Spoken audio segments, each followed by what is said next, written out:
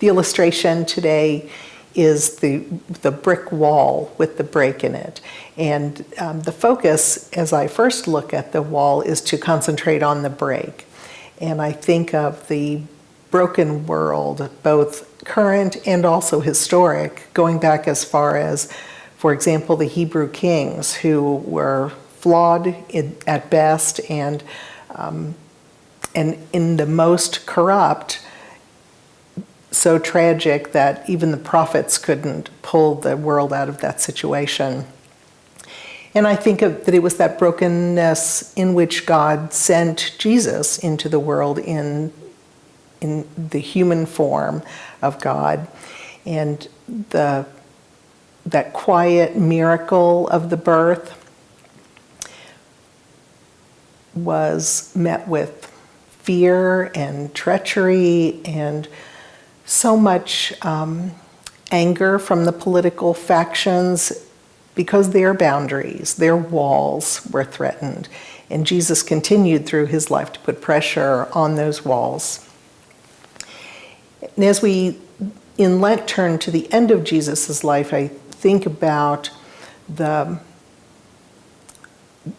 way that he approached those walls. As we think about Lent and looking toward the end of Jesus' life, it reminds us that despite the sacrificial death and triumphant resurrection, that Jesus, that we remain sinful people.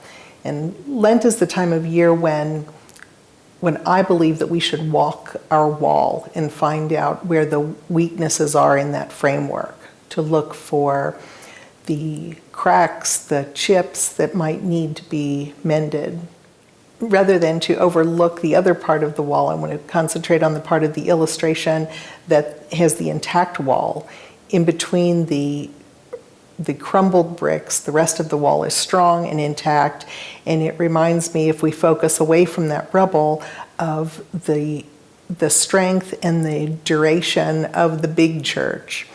I think especially of that in connection to our denomination and the connectional nature where we are cemented to other congregations and supported by layers of our governance in our church.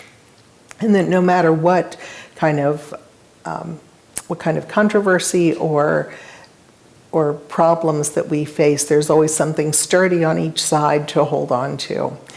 And if Lent explores the weaknesses and imperfections, I hope that the repair that we find for ourselves during Lent as we rebuild will offer strength for other people to hold on to when they have times that they need that help.